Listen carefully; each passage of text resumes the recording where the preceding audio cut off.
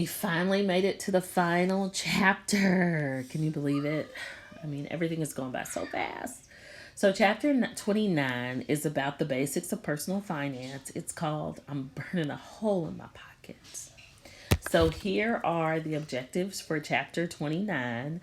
And this is probably the chapter that's the most different from all others that we've discussed. But again, this is about your social and emotional health and you being an overall well rounded person. So, according to our author of the textbook, you should run your life like a business. So, running a business involves managing revenue and operating expenses. So, revenue is the money that's taken in from the sale of goods or services. So, the money you gain, and operating expenses are any monies that are paid out to run a business. So if you run your life like a business, when you're older and you get your first job, then you have to think about, okay, how much money am I making each month? And what are my operating expenses? What monies do I need to spend to live my lifestyle? So if you have a cell phone, if you have a car, then you're going to have some operating expenses because you may have to pay your cell phone bill, you may have to pay for gas and insurance and car repairs. And those operating expenses have to all be counted for based on your revenue. And if you're only making $500 a month and your operating expenses are $700, then you are in the red and you need $200 extra dollars to make up for that. And of course, you want to be able to save as well because businesses like to make money, not just meet ends meet every month. Okay, when you run your life like a business, you also have to think about the profit, the money that's left over after deducting your total operating expenses. So, businesses want to make a profit, and hopefully, when you get a job, you will want to have a profit each month as well. Whether it's $50, $100, you want to have money that you can save for later and sort of create a nest egg for yourself. Your primary objective in your personal finances should be to generate as much money, as much income as you can, and keep your expenses very low, which is what I never understand about high school students. Oftentimes, students in high school will go and they will get a car, and it's like, why do you need a car? And it's like, to have a car. And that's not a valid reason. If your parents are willing to take you to and from work each day, then maybe you could not have the expenses of insurance and gas and car repairs and just wait and get a car later, when you really go off to college and things like that, if you really don't need it in high school. Some other people need it in high school. So you just have to really look at what your needs are. So there are 9 rules of personal finance according to the author of the textbook. The first rule is to pay yourself first. So take 10 or 20% of every dollar you earn each month and put it in a bank savings. So just saving some of your money. Number 2 is to establish your personal specific financial goals. How much money do you want to earn, spend, and save each month? Include a plan for future expenses like school, and you guys are lucky you don't have to pay for your associates, car, clothing, vacations, whatever it is you want to do, have a financial goal for it. You always want to prepare for the unexpected. Number 3, you want to have a minimum of 3 months worth of living expenses saved and available. 6 months is better. I used to always watch Susie Orman's financial show, and she always said you should have 8 months of savings. And obviously, as a teenager, you may not have that right away, but as you become an adult, you want to not live paycheck to paycheck. You want to be able to have money saved. So if something happened, like kind of what's happening to us now, and lots of people are, out of work or not able to work, if you've got that nest egg of 3 to 6 to 8 months saved, then it doesn't hurt as much because you can kind of get yourself back on your feet a little faster. Number 4 is to follow a budget, and that's to create and follow a budget every day, week, and month. You could do that with a simple spreadsheet. That's what I do on mine. I have a spreadsheet that tells me my budget and how much I have to spend and play with and what I don't have. Number 5, track your spending. Again, you can do that same thing on that spreadsheet. That's what I do. Simple record of how much you spend each month. Number 6, in our society right now, this is kind of hard because I know it's hard for me. Pay cash. Whenever possible, pay cash. Carry only one credit card and use it only when it's necessary. And we're going to talk about credit cards a little bit later. But, a lot of people nowadays have more debit cards and cash. I know if I have cash, then I tend to spend cash. So I don't like to have cash. Number seven, to pay your credit card in full. If you happen to have a credit card, you want to pay off that credit card debt each month and not let it stack up. Number eight, you want to know your credit score, and we're going to talk about credit scores in just a little bit. Number nine, you want to earn more and spend less. Find new ways to earn more money, get a raise, get a promotion, get a second job, get a new job, and cut expenses whenever you can. I want to tell you now, while you're young, while you're in your 20s, while you're just starting out, you want to work as much as possible and save as much as possible. Because when you start getting older, you're not going to want to do that so much. So managing a budget. That is the best way to stay financially secure. A budget is a written accounting of income and expenses with a plan to spend less than you earn. Again, you can do that with a simple Excel or Sheets spreadsheet where you literally write down what all of your expenses are and how much money you make, and you subtract it so you'll know where everything's going. You should always know where your money's going. Your expenses, you can have two types of expenses. They can be fixed or they can be variable. Fixed expenses are those that remain the same every month. So your rent or mortgage is probably going to remain the same. If you have a car payment, it's going to remain the same.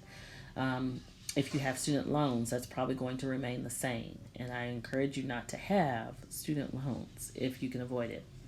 Variable expenses are those that vary from month to month and week to week. So you may not spend as much on groceries each month. You may spend more some months and less some months. Eating out changes, gasoline changes, clothes change.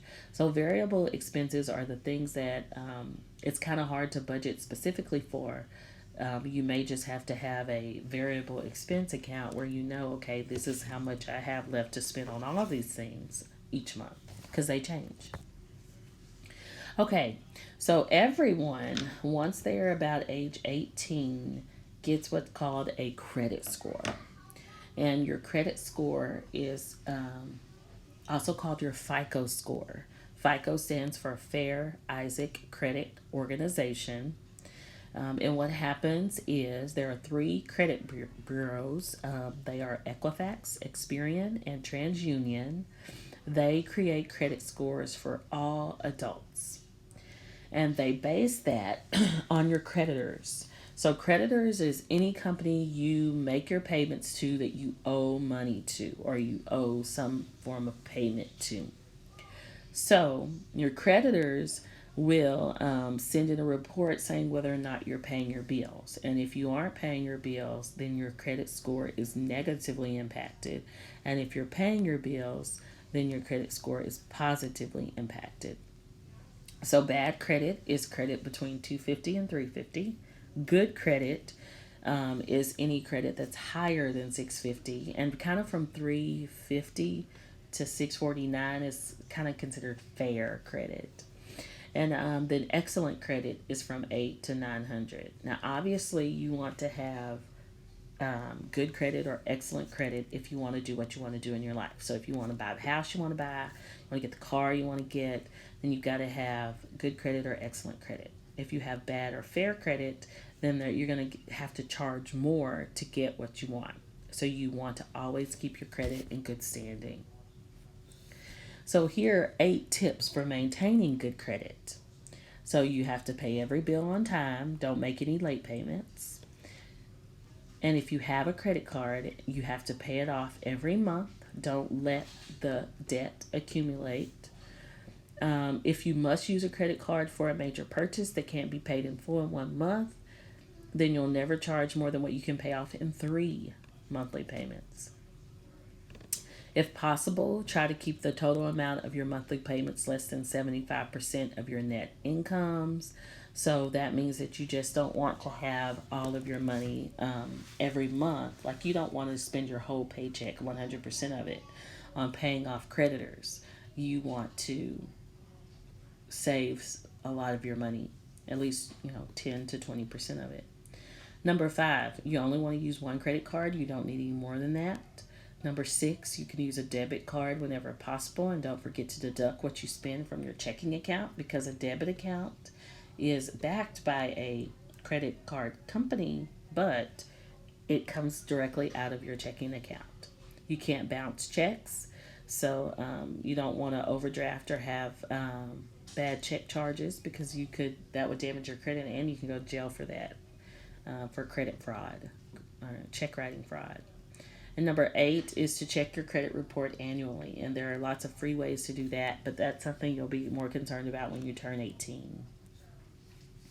Now let's talk about the difference between a credit and a debit card.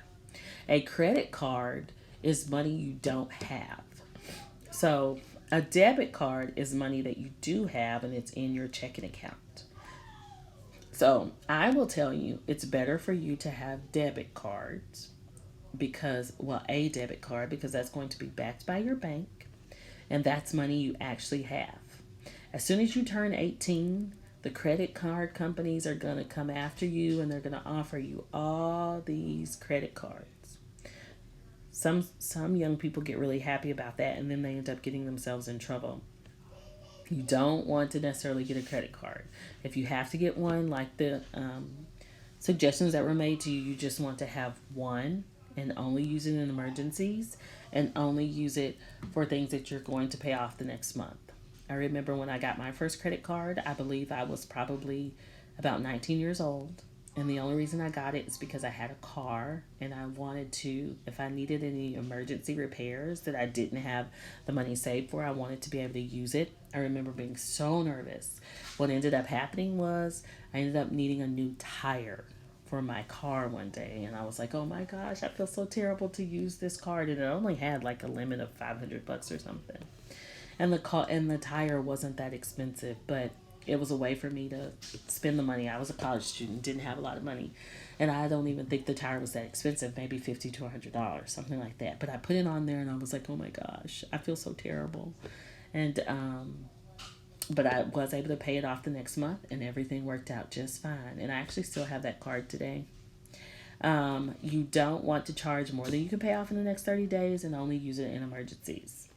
The caveat, or the sort of downside of having a debit card, is like certain places, particularly rental car companies, they'll charge you like an extra $200 to $400 if you put the rental car on a debit card.